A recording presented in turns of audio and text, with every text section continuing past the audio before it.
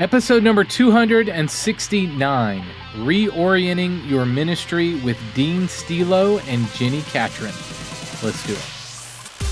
This is the definitive podcast for helping you plan, create, and execute dynamic worship experiences at your church. Useful, practical content in the areas of production, worship, communications, first impressions, and more. This is Making Sunday Happen. Hey guys, welcome to the Making Sunday Happen podcast. I'm honored to serve alongside you as you reach your community for Jesus Christ.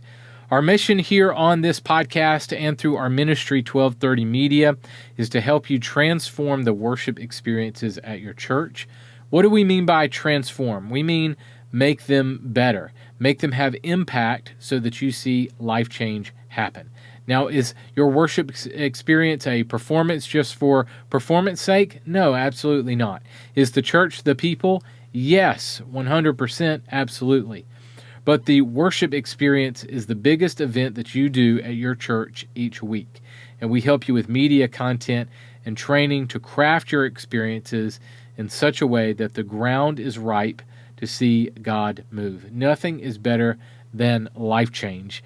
And I pray that you see that every single week at your church. Salvation and spiritual growth and discipleship in your people. On this week's episode of our show, we welcome my friend Dean Stelow.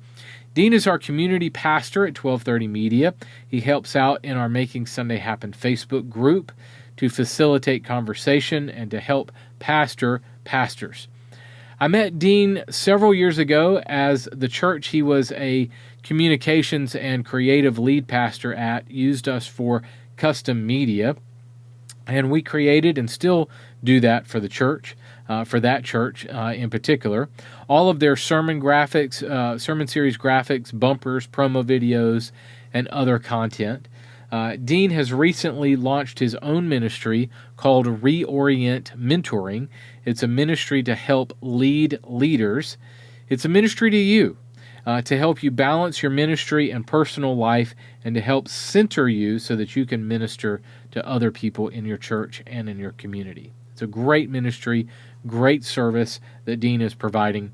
ReOrientMentoring.com is his website if you want to check it out as we dive into today's conversation with Dean, ReOrientMentoring.com. I'll also share an interview that I did with Jenni Catron from SALT Conference last year on how to lead yourself well and how you steward the influence that God has given you. How do you take care of your influence? That's what Jenni and I will talk about today. So it's all under the umbrella of reorienting your ministry, centering yourself, taking care of yourself so that you can minister to others. Before we dive into all of that today, let's get another testimony from the mailbag. Here we go. This week I want to share a testimony from two pastors who reached out to me on Facebook. One is Pastor Mike Neighbors from Grace Chapel Free Will Baptist in Florence, Alabama. Pastor Mike says, Grace Chapel Free Will Baptist has had 3 baptisms in the last week. Amazing move on his church. Way to go, Pastor Mike. Way to go, Grace Chapel Free Will Baptist. I love that you are seeing life change happen at your church. I love that you're seeing baptisms and that symbol that people are making their faith public. So way to go. Also testimony from Ben Bunton from First Christian Church in Lamar, Missouri. Ben said, we've had at least one family watch during quarantine and then start coming once we started meeting online.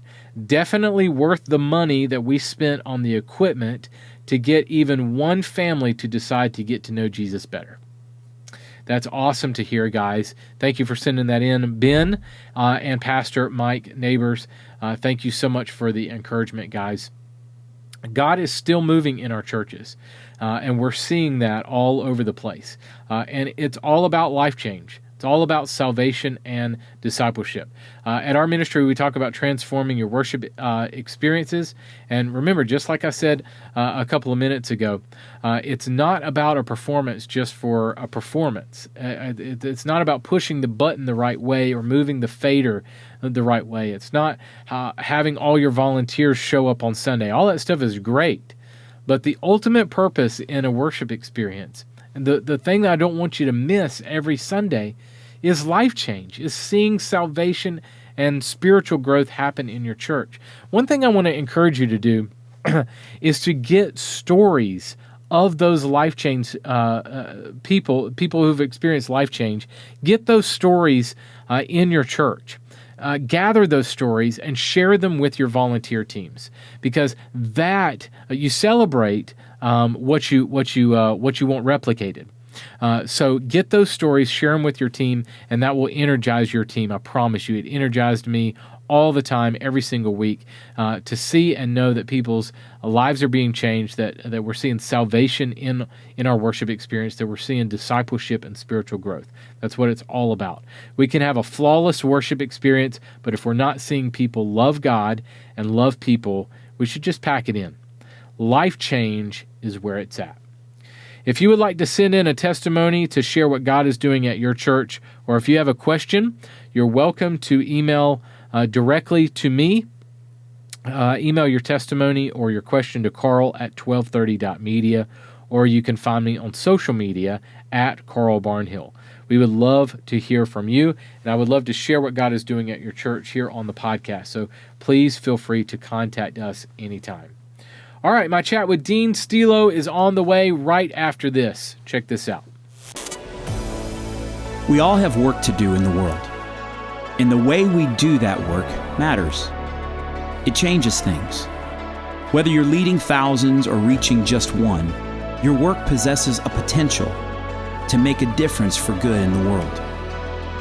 But your work can also be harmful. The way you approach your work as a leader can cause disappointment, burnout, unhealthy relationships, and ultimately ineffective organizations.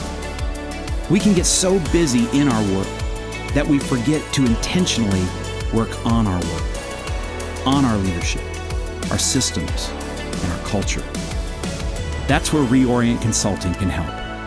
Every day, ReOrient is helping leaders and pastors approach their work and their organizations with fresh eyes and decades of experienced practical wisdom. With a coaching model that is both holistic and strategic, we're helping our clients unlock latent potential while creating a healthy and thriving organization that validates our message and makes a difference for good.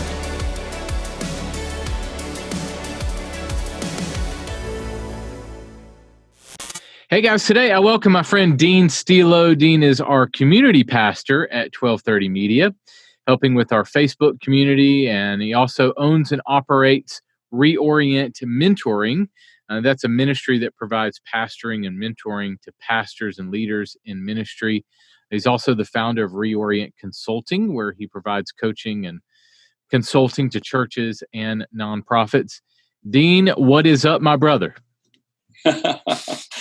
Oh man, it's a good day up here in Wisconsin.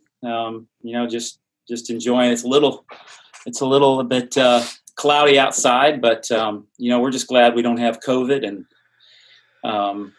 that we don't have to listen to the debate again. So ain't that the truth, buddy? Ain't that the truth, man? All right, so I'm really excited to chat with you because the ministry that you provide is a ministry to pastors and leaders. And I know a couple of people that do this, and I'm like a shepherding the shepherds kind of ministry. And I love it because a lot of the times, and you can help frame this, a lot of the times, me as a pastor, if I'm on staff at a church, I don't have the church as my church necessarily, or I don't have, a safe place to go to. I can't say if I'm struggling at work, it's hard for me to find safe places because everybody around me is not only my job, but my church as well. Right. So help me frame that and kind of help me frame your ministry. Yeah, That's well said. I think of my own life. I pastored for 25 years, known a lot of people in ministry, all that during that time. The thing that comes to mind is the phrase, I need a me for me. I've heard a lot of pastors say that, like that they are caring for a lot of people and pastoring a lot of people and walking with them through their life. And often they don't feel like they have that for themselves. And, I have a deep in the core of my being, I believe this. I believe that every leader needs a mentor because of that very thing. I think every role needs a coach. And I think, you can put that in a context of coaching and all that. But I think, like I think about it as a parent, that was a role that I had. And there were people that came along at times. I have 6 children, and they were a coach to me. They helped me. They said, hey, okay, what's your spun up right there a lot about that, that's not going to matter in 5 years to you. So that little bit of coaching helped me to be a better dad. And so I think every mentor or every leader needs a mentor. Every role needs a coach. And I believe that in the core of who I am. How important is it for me to have a coach that's not in the weeds of my ministry? Somebody that can look out with fresh eyes and go, ooh, you guys might not be seeing this. Mm-hmm. Exactly. How important is that? I think it's vital. There are dynamics even in a healthy organization, and often it's not healthy, but sometimes it is pretty healthy. But even in that, there's dynamics that keep us from being completely honest, or that keep people from being completely honest with us. And we need people that will be willing to speak honestly, to get up in our grill, and also someone who is not just concerned about our role.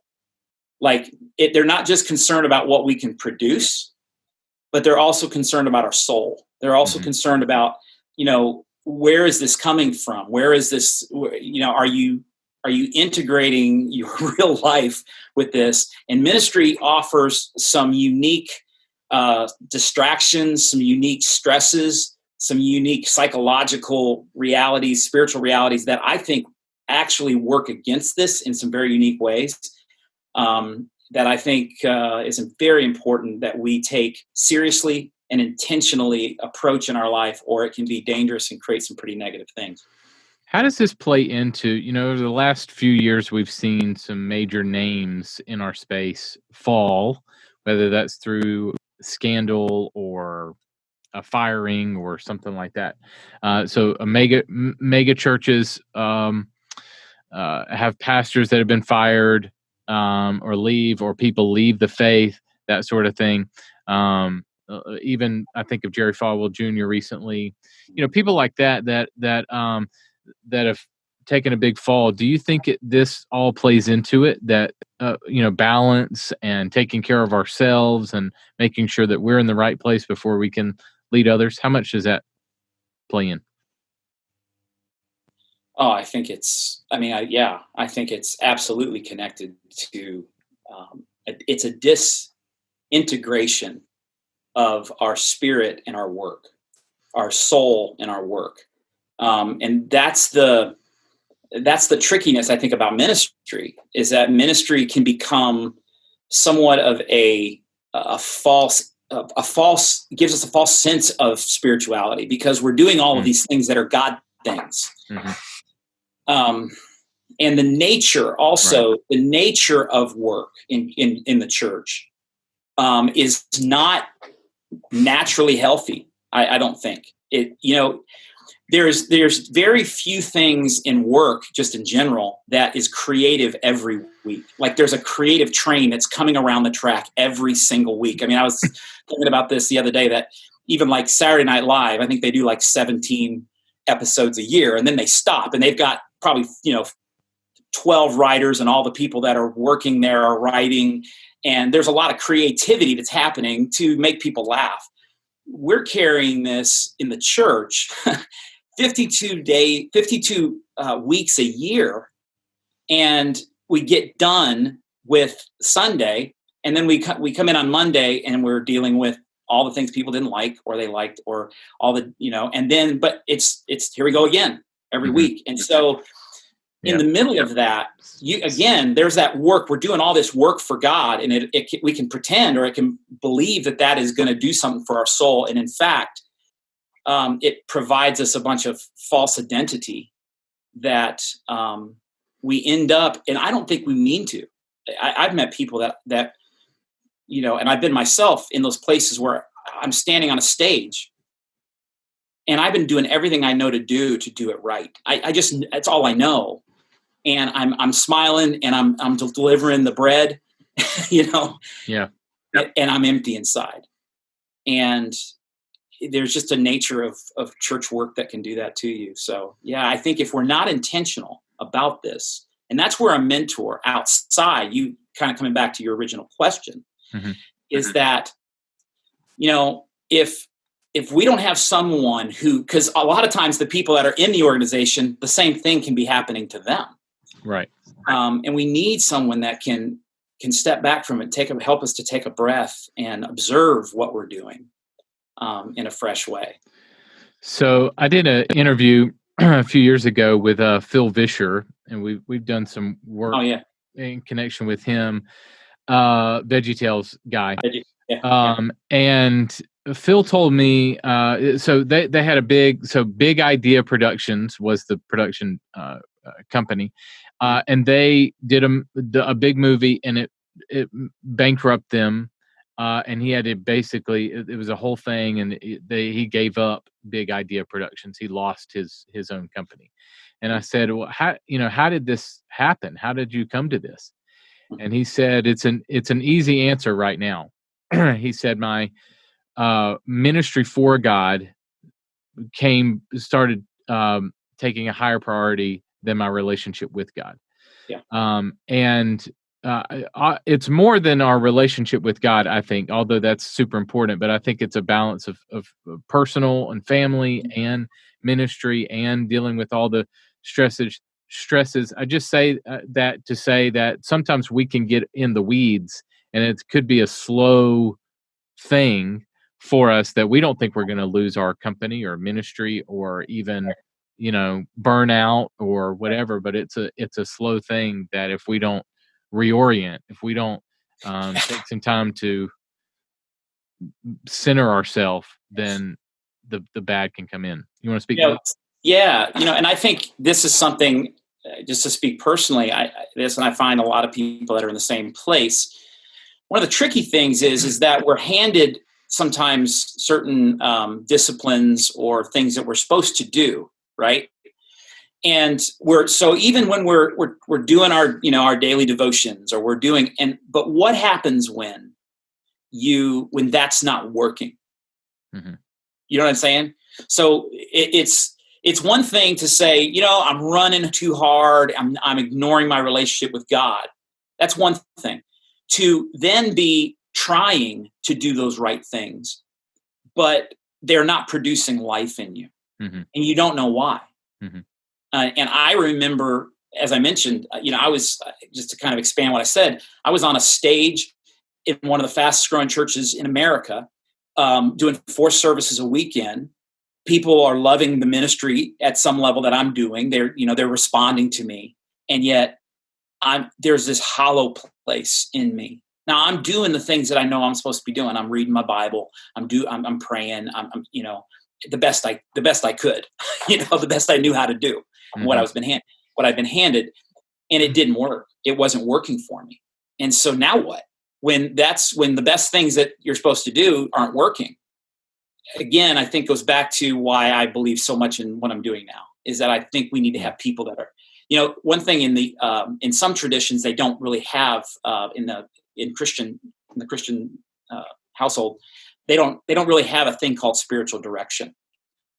That's been something that's been a little more on the high church side. They have spiritual direction, but I was introduced to spiritual direction several years ago, and which is a form of mentoring. It's a form of spiritual mentoring.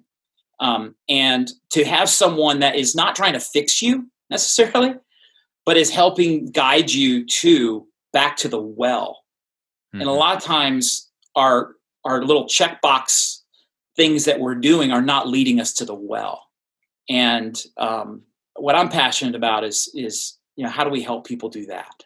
How do we get back to where what we're doing is flowing from? And often I think what ministry becomes for us leaders, because it's us, we've all done it, is that ministry becomes the identity that we're looking for. Right. And what I'm interested in is experiencing a type of ministry that's flowing from that inner spring that Jesus talked about. Right. And we need help at times, people to walk with us through life to help us to do that. Yeah. From a pastor perspective, give me and a lot of people that we're talking to know this, but I want to go over it just so that we can relate. Sure. Tell me about some of the unique challenges for church leaders. What are some of the things that church leaders are struggling to manage? Well, there's things. First thing that comes to mind is there's things that Bible college doesn't prepare us for. There's. But they never talked about in Bible college what it looks like to invest in somebody or a family, and they're your friends and you love them and you walk through life with them, and their kids are messing up and you're there for them and you're there for their kids and you invest in them. And then all of a sudden one day you find out if you're lucky, they come to your office and sit down and say, "Hey, we're leaving the church." And, it may be for, it's not deep enough, or it's too deep, or it's not traditional enough, or it's too traditional, or, the first impression guy ticked me off, or the youth ministry is not as good.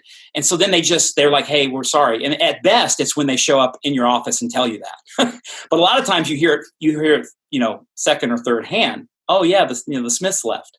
You're like, "What?" And so, I'm a 7 on the Enneagram. And so for a long time, I would look at those types of things and I would just reframe them, because 7s reframe everything, right? But the truth is that there was loss in those things. There's grief in those things. And we're not taught how to honor that grief. We don't know how to do it. And a lot of times we're afraid of grief, because if we think it's going to overtake us. But what happens is when we ignore it, it eventually does.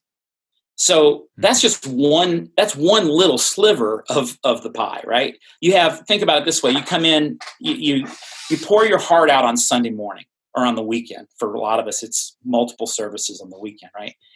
And you pour your heart out. You come in on, let's say on Monday, and on the way, you get in and you quick check your email, and there's a couple emails from people who didn't like something you said, or didn't like the way you ran your team, or didn't like something. And then you head into a creative meeting to evaluate things. And so you go to the creative meeting and you're there and you're talking about, how did things go? And you're talking about that. And then you're talking about the next, what's the next week or the next few weeks going to look like? You're talking about that. You get out of that meeting, you're walking back to your office, and the secretary hands you the report from the weekend. Numbers are down again for the third week.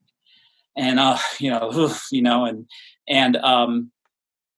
those types of things. And then you can go into your office sometimes. And again, I'm presenting a dark picture, but it's not that far away from reality. You could then go in and say, "Okay, I'm going to work for 2 hours on, say, a project for my team, or we got to work on, the next week's program. Maybe your sermon. You're going to, there's a creative energy that you need to go in and create. And then you get a phone call from somebody that says their wife they just found out their wife has got stage 4 cancer and they've got 3 kids. And so now you're with them for a little bit on the phone, and then you hang up and you got to go be creative. And that's before lunch sometimes. Mm-hmm. And I just think that as pastors, as leaders in the church, we carry this stuff. Even if you got a great attitude about it and you feel completely called to it and you have grace for it, it takes an emotional toll on your heart, on your soul, mm-hmm. that if you're not intentional about taking care of, it eventually, it's like, I've heard people talk about, it's like grief and pressure and all the stress. It's like trying to keep a beach ball under the water. And we're a lot of times we're just going through our day, and then right in the middle, we got the train coming around the track, so it keeps us kind of numb to it, and that can be week, month, year, and all of a sudden you go, oh, I don't feel anything anymore. Why? Well, and being respectful of that. The word respect is I love just unpacking this word. Respect is a word that means again, spect, like spectacles, like your glasses. So it means to see again. And when it comes to ministry, if we are going to be smoking what we're selling, if we're going to be flowing from the well, then we've got to make sure that the well is clear. We've got to keep it flowing at some level, at least tend the well. And if we don't, before long, even the people that mean the best. I look at you mentioned these people that have fallen, and it's so easy to look at them and go and be like so disgusted, or sometimes even by what you find out in some of these cases. And it is disgusting at times, but there's also a deep sadness and a deep sense of, wow, like I don't want to end up there. And I want, that's why I need people. I have people in my life that speak into my life, that if they see me running in a way that's not healthy, they're going, hey, can I just, what are you doing? What, how are you discerning that in your spirit? And if I'm now just playing a game and saying, oh, well, I am, but I'm really not, I haven't taken the time, that's going to catch up with us. So I hope I answered your question. Yeah. So tell me how, and I don't want to disparage any other profession or occupation, but tell me, as a pastor, I'm dealing with the normal pressures of a job plus the spiritual component. Yeah. Tell me how that plays in to the emotional side as well. That I'm not just saying, hey, you need to do a better job, or I have the pressures of a normal job. But now I'm talking about people's spiritual journeys as well. Even maybe when I'm pastoring and I'm talking about something that hits a nerve, the Holy Spirit's convicting. There's a spiritual element, is what I'm getting at. Yeah. It's a great question. One thing that comes to mind is that I think God calls immature people sometimes, often. He calls us when we're immature. And, one of the things when we're immature, it's an immature place. I think maturity is becoming more and more who we truly are. I mean, in relation to Christianity and our faith in Jesus, it's that we're living in a way that is kind of connected to the world and all these false identities and things. And it's about becoming more aware of the truth of who God has created us to be. And so in that false identity, a lot of times I think what we do is we think that because we are in the church, because we are leaders in the church, that our capacity, therefore, is the same as God's. And it's subtle, but I've seen organizations that are just trying to meet every single need in the world. And when part of the work is to say, all right, it's God's job to meet all the needs in the world. What are you called to do? And getting centered in on, part of this work is getting us, what is mine to do today? What is my calling? And again, there's that spiritual pressure, expectation. So that's just an internal pressure that we put on ourselves. We haven't even talked about the pressure that people put on us. People expect us, and they don't know any better a lot of times, but a lot of times they think that we don't have insecurity. They think we don't have anxiety. They think our kids are going to be better parented because of us. Now, I hope that's the case. I want that to be the case. the truth is that when I look back over 25 years of ministry, that's not always the case. I'm just like them. I'm trying real hard. I'm doing the best I can.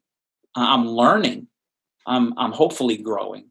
But, I've seen it many times where people, they are just doing everything they can to play that down, to say, listen, I don't have it all together.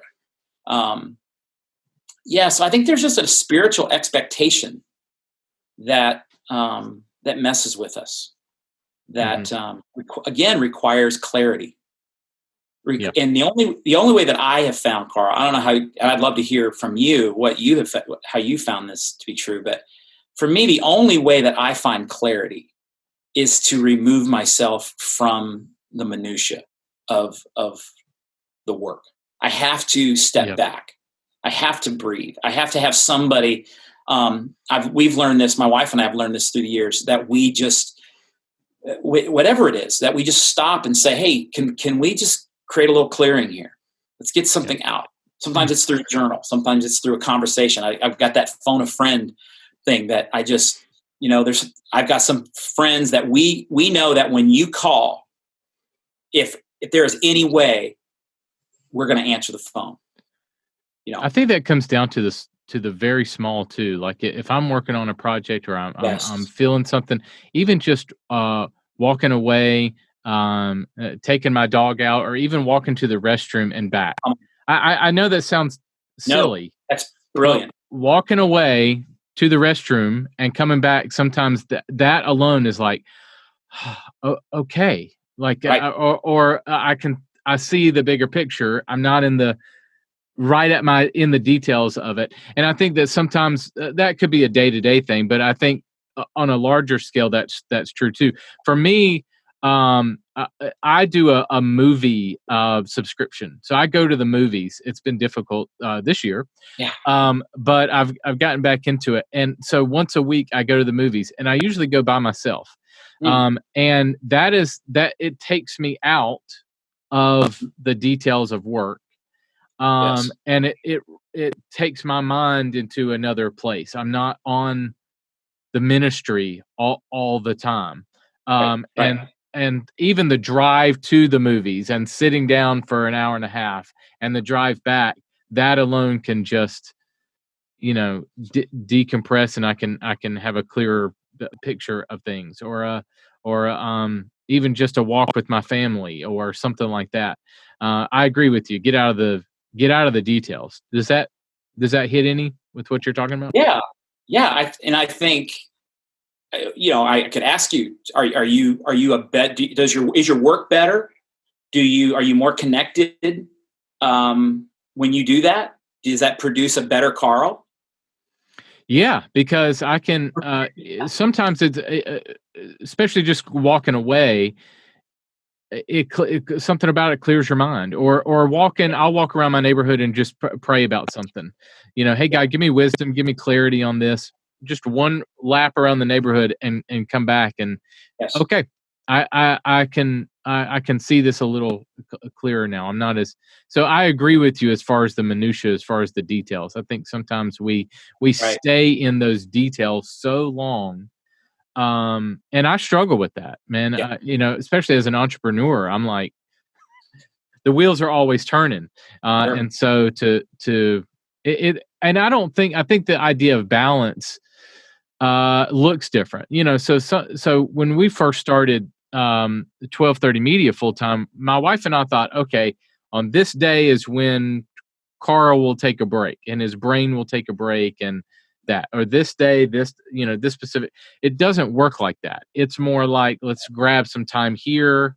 We can do something together here. It varies because of different things. And I think the same relates as with a pastor, because if you plan a getaway on a Tuesday night and you have a major death in your church, you're going to step away and go to the hospital and plan the arrangements. Like your next 2 days is shot, kind of thing. So does that relate from with your experience being a pastor?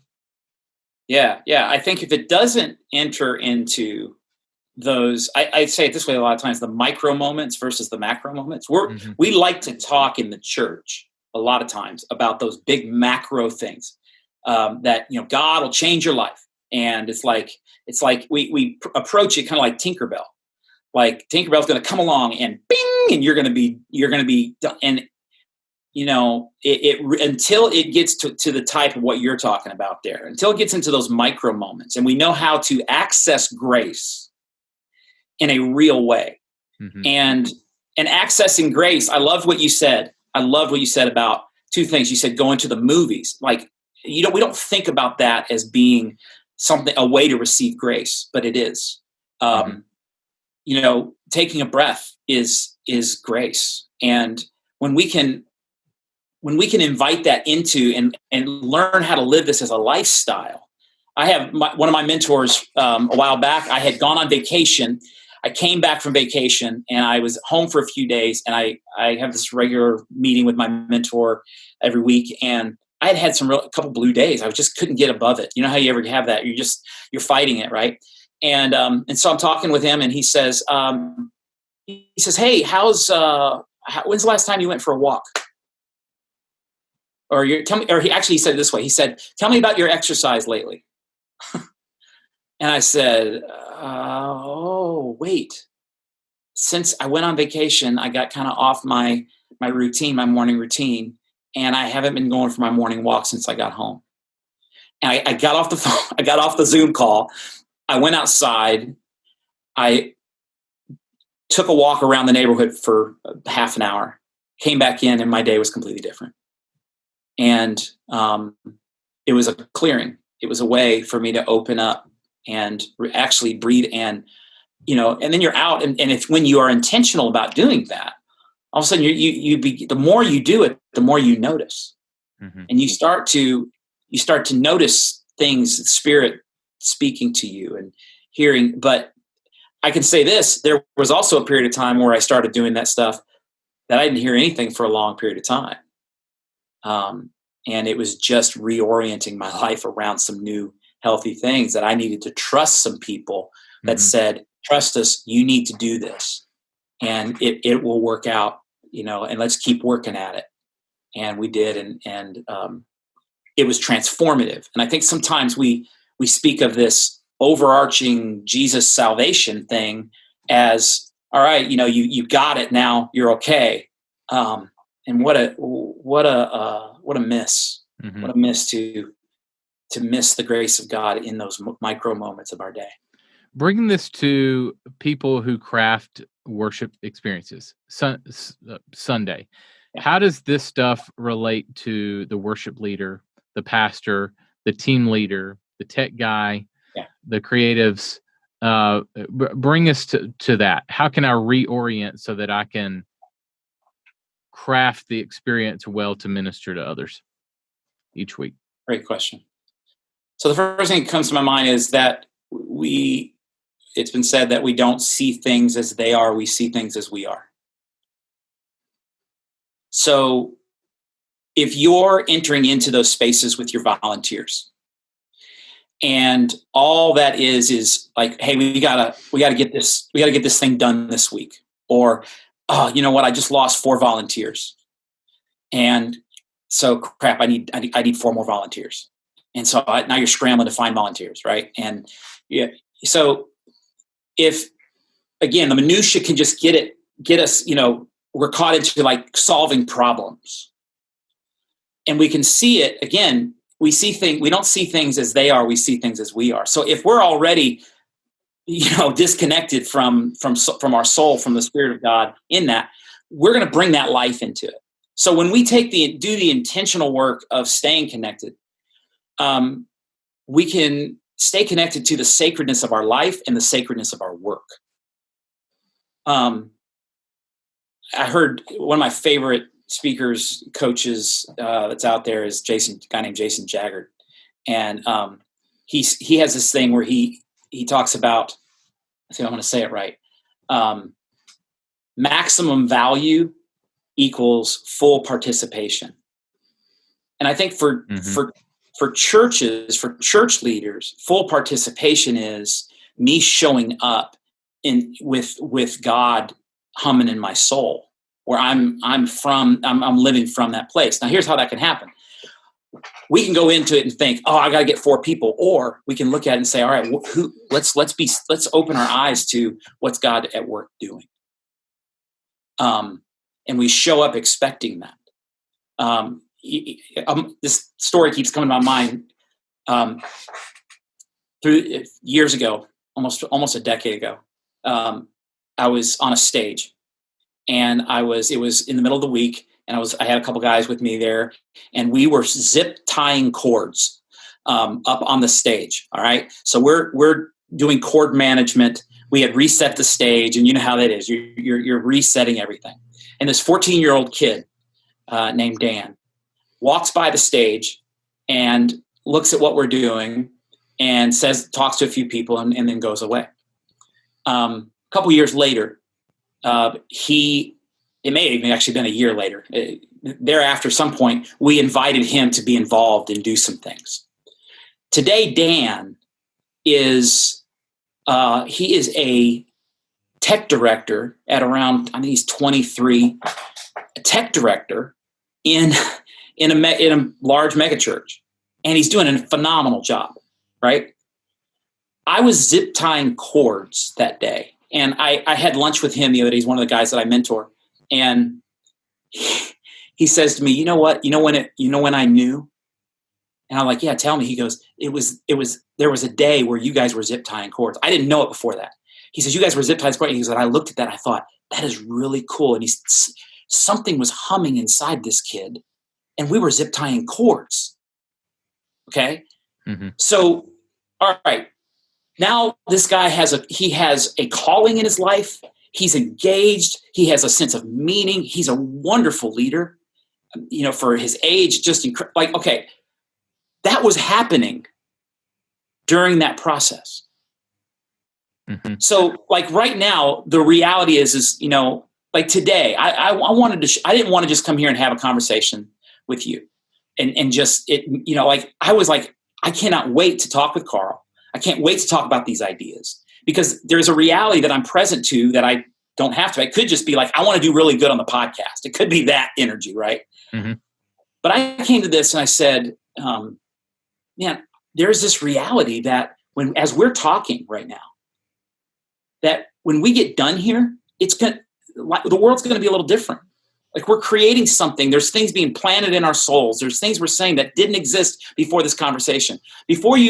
Those of you that are dealing with the problems and the challenges and things that you're doing in your ministry, what would happen if you fully participated and showed up with God in a participation with the ongoing creation of the world, realizing that, this could make a difference in somebody's life. You could invite them to be a part. There was a guy I was talking to the other day that was, he couldn't view himself ever doing anything in ministry on the stage or anything.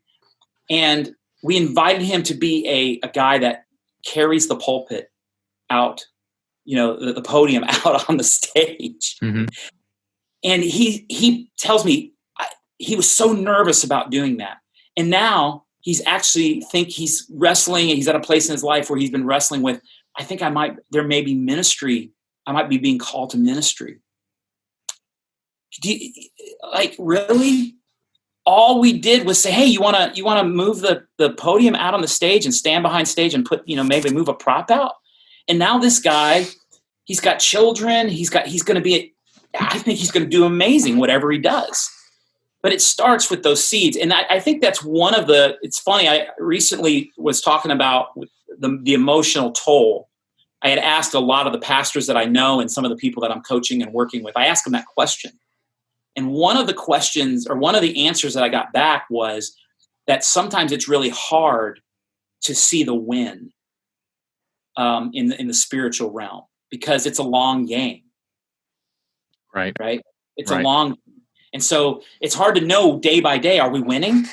Mm-hmm. I don't know if we're winning. I hope we're winning. It's nice when we get some feedback that we're winning, but it really is not about us controlling the outcome, but it's about being faithful to the process of maturing people, being faithful to the process of being present with God, with ourselves, with our family, and with the people that we serve. And so to me, when I think about, so who does that not apply to when we're talking about people that are running teams? It applies to everybody. Mm-hmm. Good. That's good. Yeah. Yep. Yeah. Tell me about, in our last few minutes together, tell me about the, at ReOrient Mentoring, one thing that you're trying to do is coach people with the strategic and with the holistic. So talk to me about those two things. So I think what we've been talking about with, let's just start with all this darkness of stuff that we see happening in leaders' lives. You can approach the church and your work, whether it's the church or a nonprofit or whatever work you're doing, you can approach it and say, we need to have outcomes. We need to have good outcomes. This is the kingdom of God. We need to have good outcomes. That's, so we need to be producing. We need to be, and strategic just means that we've identified some outcomes and we've got a plan to get there. That's all strategic really means. And so is that important? Absolutely. We all need to have strategies of how to get from here to there. That's very important. But for me, I like to talk about the holistic, because holistic means, and I've got this kind of written down, it's seeing the parts of something, the individual parts of something, intimately and interconnected to the whole. And when we approach our work, not just as a bunch of outcomes that we've got to figure out how to navigate, but we respect, again, there's that word respect, the larger thing that God is doing. Like when do we step back and, again, reset around our calling, our unique calling that God has called this ministry to do? What are we called to do together? What is God saying to your team? I've seen a lot of leaders that I've been one of those leaders where we are so connected to having a vision and going and grabbing it, and doing it, that we leave so much on the table. There are parts of your organization that God has intended to be a part of your organization, they have a voice. We need that. I think one of the most, just to get theologically focused for a minute, when we talk about Trinity, we talk about it's easy to say, I am made in the image of God. And you've heard that a lot. Like, people are made in the image of God. That's true. There is a truth to that at some level, but it's really a limited truth. The truth is the scripture says, let us make them in our image. And the truth is a more accurate theological understanding of that is that I'm not the image of God. We are. And so in an organization, connecting to the whole, respecting the parts. And again, I think what is the whole in Christianity is Christ, and resetting around what does it look like to hear from God again, to go back to those moments. I think a lot of us, we have those moments where God spoke to us very clearly, and then the train keeps coming around the track, and before long, we're doing a bunch of stuff that has nothing to do with what we were called to do, or just So let's land here. Tell me about the sacredness of our work. So I think it's important to reorient, to take some of these tools and use them so that we don't fry out, because our work is so important because of the spiritual aspect. Tell me about the sacredness of our work. So I think we've talked about it already in a lot of ways. Like when we were just talking about that story about Dan, and having our eyes open to either we believe this or we don't. Mm-hmm. And that we are participating in the ongoing creation of the world with God. And what I believe is that God created this thing in such a way that he actually likes your opinion. Even he lets you have opinions even when they're not great. He lets me have, dumb opinions sometimes. But there's enough freedom in this thing that God invites us to participate in this thing, even when we don't do it perfect. Yeah. The joy is in participating. And that doesn't, we're talking specifically about church, but when I'm working with businesses, I gotta talk about it a little bit differently sometimes. But you start talking about this and it lights people up. Basically, that there's something bigger going on here. So a story that comes to my mind is every morning, or not every morning, but several mornings a week, we have a little girl that my wife watches. And there was a sweet girl that we know, and she had a baby, and dad's not around, and she's going to work. She's a great mama, and we get the privilege of watching this sweet little 2-year-old. And so a lot of times I'll get up in the morning and I'm doing my morning routine and everything. And in the process of that, mom will come in and drop off little Amaya too. And so my wife often she goes and sits down because it's early in the morning. She's about 6:30 in the morning, and she will sit down and she'll be holding her, and it's early, so the baby goes to sleep, and usually my wife goes to sleep too a little bit. And so I walk in the other day and I see them sitting there, and my heart started to hum. And I walked over to my wife and I leaned down and I said, "Sweetheart, thank you for being God's love to Amaya. Thank you." And I know I'm a nerd. My wife, she calls me a nerd all the time. She's like, "You're just such a nerd," because I get, but there's something about it, man, to realize that my wife, in that little moment of work, taking care of this little girl, she's holding this little girl, that she is participating in the ongoing creation of the world with the spirit of love, that God is loving this little girl as her in that moment. Mm-hmm. That's what we're talking about when we talk about the sacredness of work. The sacredness of work is realizing the unbelievable miracle and opportunity that we have every day to make connections with people, to interact with people, to encourage in those interactions, to lift people a little bit, and we never know. We never know. So it's just having our eyes open to that reality. And for me, I've had to learn practices. I've had to learn ways to, and we can maybe talk about that another time, but just ways to recenter daily throughout your day. It's not just one time in the morning, but it can be little moments throughout your day. I've got about 12 reminders that are set throughout my day at different times that pop up on my phone.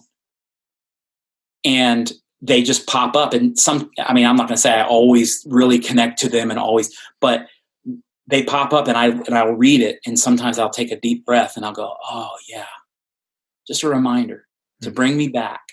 I think the word repent, a lot of times we repent, we think about the word repent, and we miss the simplicity of repent.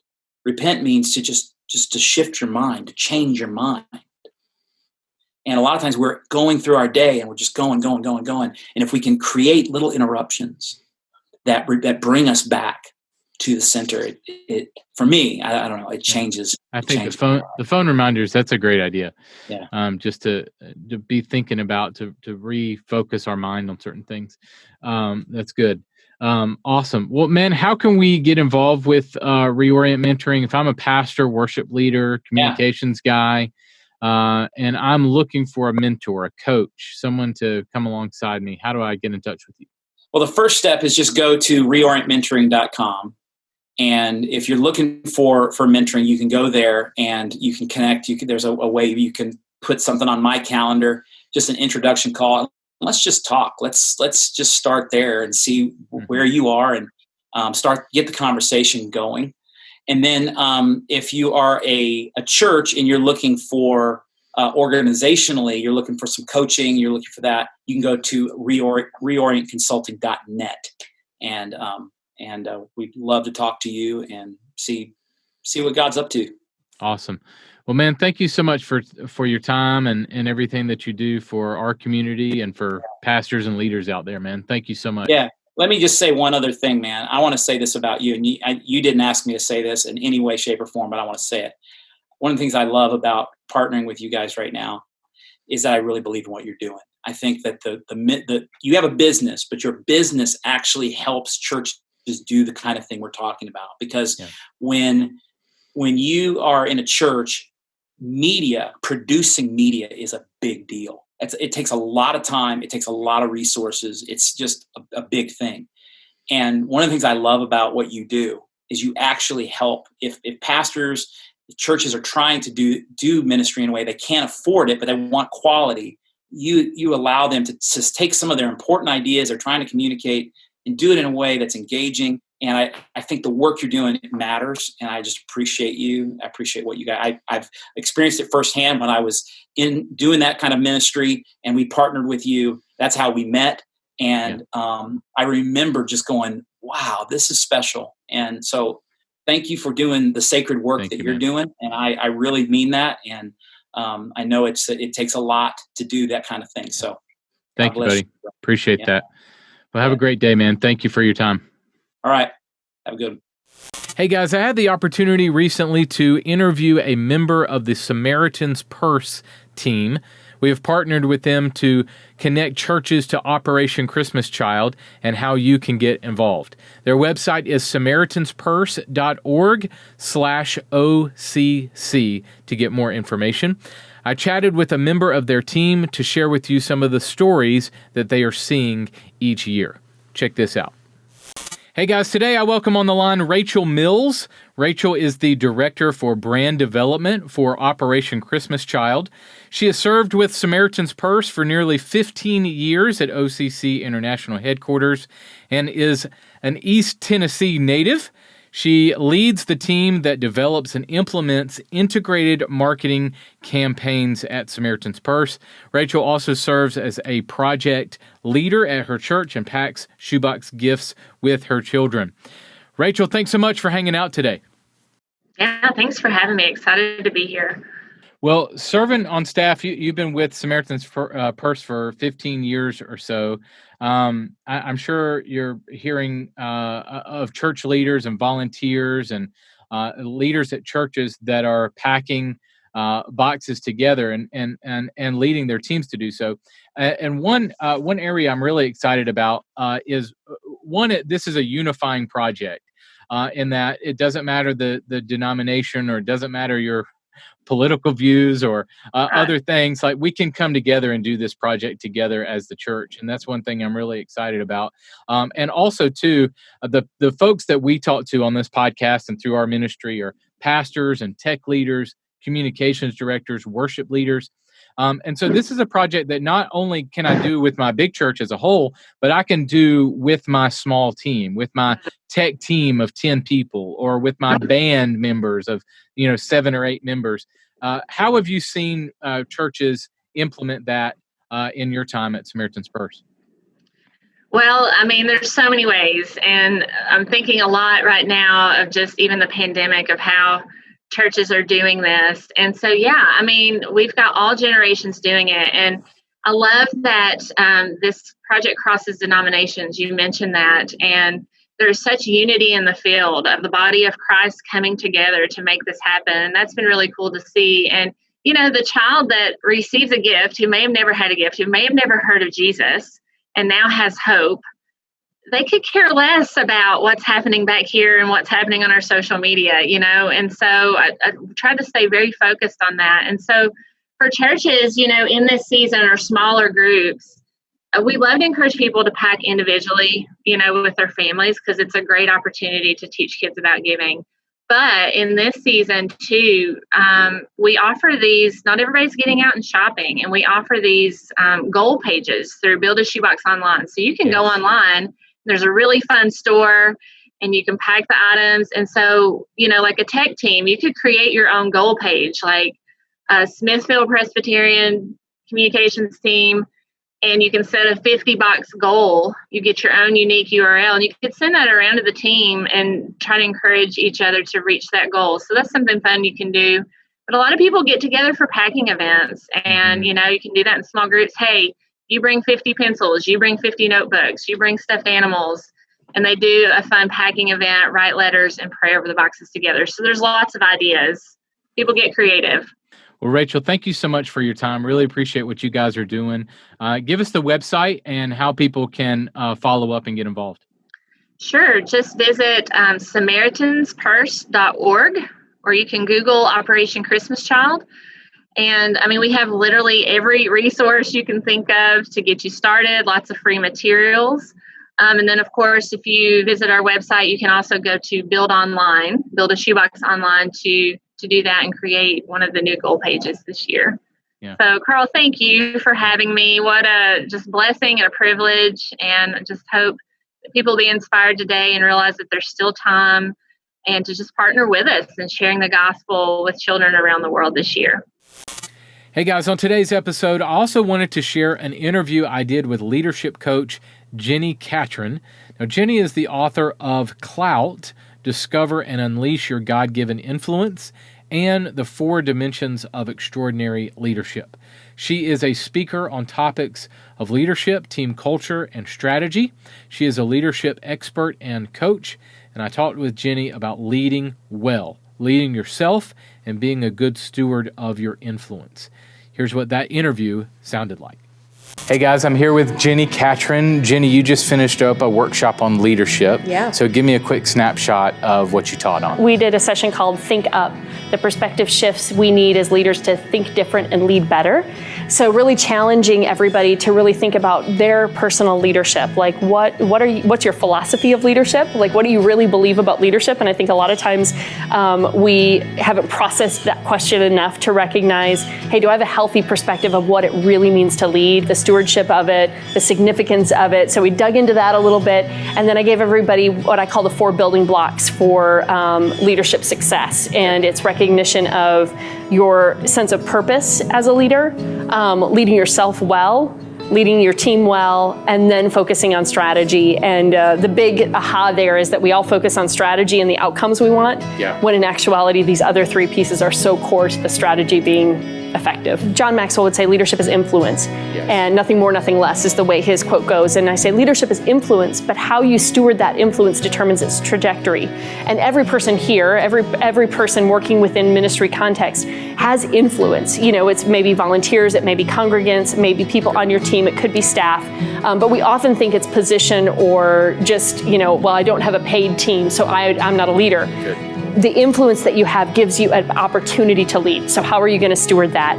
And that's where I push on people. I'm like, you have influence, which gives you the opportunity to lead. Exactly. Okay, so I am that in my church, and wherever my position is, I'm a leader. Give me one thing I can do this week to start leading well. One of my core mantras is lead yourself well to lead others better. Just being more intentional with, okay, what's going on with me? How am I doing? What do I know about myself? Ask the question, how do you experience me? What's it like to be on the other side of me? If you ask that question of a couple people that you lead, you're going to get so much insight into how people experience you as a leader. It's going to give you great perspective in where do I need to grow and what can I do to lead better. Family, friends are always a great starting point because that's going to be who you feel safest with, and they're going to be honest, right? Yeah. You're going to they're kind of committed to me, so I can ask them that question. They're not going to dart, right? Yeah. But I would say a couple of key volunteers, that you have enough relationship and enough trust with, because then you've got to watch yourself for a defensiveness, right? Because if you really permission people to give you feedback, they might, right? Exactly. And so let it be people that you have a level of comfortability and trust with, that you're willing to receive what they have to say. Create the space, say, hey, I really, and prep them, because people have difficulty sometimes giving us constructive criticism if we just say, hey, how did I do? Give me some feedback. Well, I didn't have time to process and think through, how can I give you that feedback in a way that is kind but and intentional? So if you can prep people to say, hey, I'd love to go to coffee, and here's what I'm seeking to grow and develop as a leader. I'd really love some of your feedback. So I'd love for you to be prepared to give me a little bit of insight in and give them some specifics. So last week we had a meeting. I'd love for you to tell me how that meeting went. What could I have done better?